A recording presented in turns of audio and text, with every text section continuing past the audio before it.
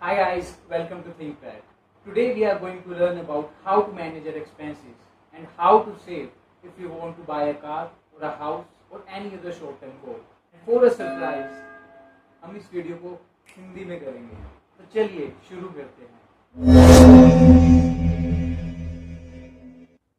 बाकी सब की तरह भी आपका भी एक अपना सपना होगा कि मुझे आज से 3 साल के बाद वो गाड़ी लेनी है, यहाँ से 10 या 15 साल के बाद मुझे अपना वो वाला घर लेना है, या फिर कुछ लोग जल्दी रिटायर होकर अपनी लाइफ भी इंजॉय करना चाहते हैं। जो भी हमारा टारगेट है उसके लिए हमारे पास एक प्रॉपर फाइनेंशियल प्लान होना बहुत ही जरूरी है।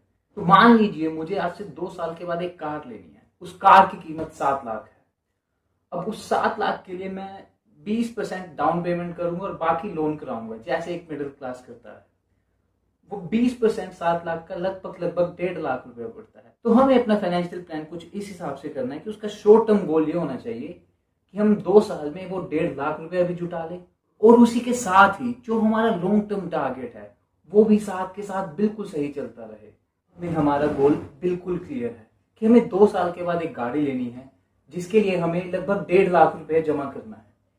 अब ये 1.5 लाख रुपए हमें सेव कैसे करना है? अब हमारी मंथली इनकम तो उतनी है जितनी पहले थी। तो इसके लिए मैंने आप सबके लिए एक बहुत ही सिंपल चार्ट प्रिपेयर किया है, जो मैं खुद भी यूज करता हूँ। इस चार्ट में हम अपनी मंथली इनकम लिखेंगे। अपनी मंथली इनकम के साथ ही हम देखेंगे कि हम किस जगह पर कितना पैसा खर्च करते हैं। So guys, let us have a look at the chart. इस चार्ट के हमारे पास 2 सेक्शंस होंगे, इनफ्लो और आउटफ्लो। इनफ्लो जो हमारे पास पैसा आ रहा है, और आउटफ्लो जो हमारी जेब से पैसा जा रहा है। इनफ्लो में आपकी सबसे पहले मंथली इनकम आएगी, उसके बाद अगर आपकी किसी और सोर्स से इनकम है तो वो आएगी। अब आउटफ्लो को हम कुछ पार्ट्स में डिवाइड करेंगे। सो पहला पार्ट आएगा सेविंग्स। इसमें हम अपना इमरजेंसी फंड्स या फिर रिटायरमेंट प्लान। सेविंग्स के बाद वो आएगी लिविंग एक्सपेंसेस की। इसमें सबसे पहला खर्चा हमारा आएगा बाइक और कार का। इसमें फ्यूल, मेंटेनेंस सब इंक्लूड होगा। दूसरा खर्चा हमारा होगा सेल फोन बिल्स, फिर ग्रोसरी बिल्स, लॉन्ड्री, आपका रेंट कितना जाता है, अगर आप पब्लिकली ट्रांसपोर्ट करते हैं तो वो कितना, और आपके सिंपल यूटिलिटीज भी हो गए। इसके बाद यदि आपका कोई लोन चल रहा है, पर मंथ इंस्टॉलमेंट कितनी जाती है।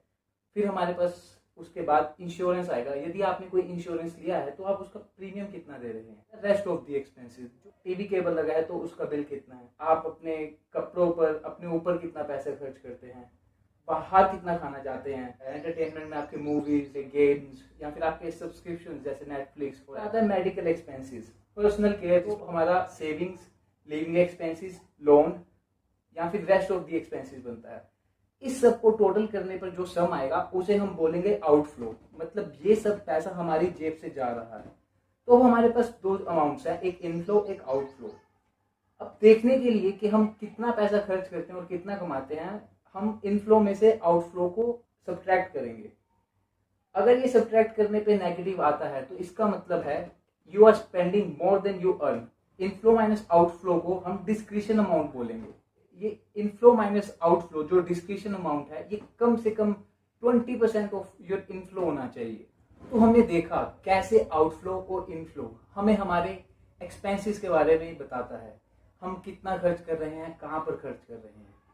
चलिए आइए अब आगे बढ़ते हैं, और मैं आपके साथ अपने 3 फाइनेंशियल रूल्स शेयर करूंगा, जिन्हें आप अगर फॉलो करेंगे तो आपका आउटफ्लो हमेशा आपके इनफ्लो से कम रहेगा। You will have control over your own money.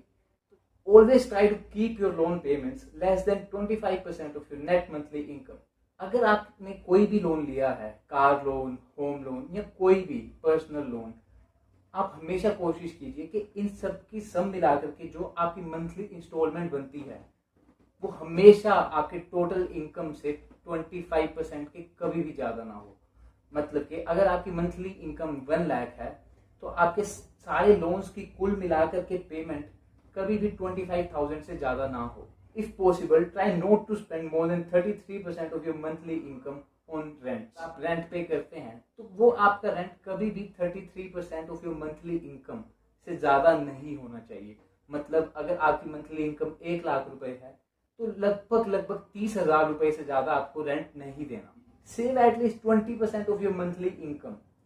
जैसे हमने उस चार्ट में देखा था कि डिस्क्रिशन अमाउंट आती है वो हमारी 20% से ज्यादा होनी चाहिए। हम इसी को यूज करेंगे अपने शॉर्ट टर्म गोल, यानी हमारी कार खरीदने के सपने को पूरा करने में।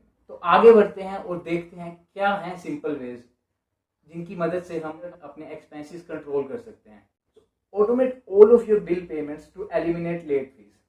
आजकल सभी बैंकिंग एप्स में, या फिर आप देखिए यूपीआई, गूगल पे, ये सब जैसे ही आपका कोई बिल आता है आपके पास नोटिफिकेशन आ जाती है, आप अपने बिल्स को उसी टाइम पे कीजिए। Have saving automatically deducted from your bank account on the very day you receive your salary. Check your account statement at least once a week. You may do it on weekend. जी हाँ, अगर आपको अपने finances के ऊपर पूरा control चाहिए तो आपको अपनी अकाउंट स्टेटमेंट रेगुलरली चेक करनी चाहिए। कम से कम हफ्ते में एक बार ही आप उसे जरूर चेक कीजिए। इसमें आपके 5 से 10 मिनट से ज़्यादा नहीं जाएंगे।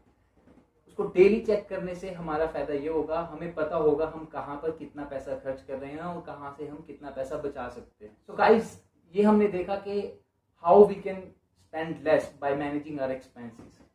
इसके अलावा भी अगर हमें ज़्यादा कमाना है और ज़्यादा बचाना है तो सिर्फ एक्सपेंस को कम करना ही ऑप्शन नहीं होता, हम अपनी इनकम भी बढ़ा सकते हैं। We can have multiple sources of income. वो इनकम के सोर्सेज क्या हैं, कैसे बढ़ा सकते हैं, उसके बारे में हम अगली वीडियो में बात करेंगे। तब तक के लिए अपना ख्याल रखिए और अपने एक्सपेंसेस को कंट्रोल कीजिए। तो अगर आपको ये वीडियो पसंद आई हो, इसे शेयर करें और प्लीज़ चैनल को सब्सक्राइब करें।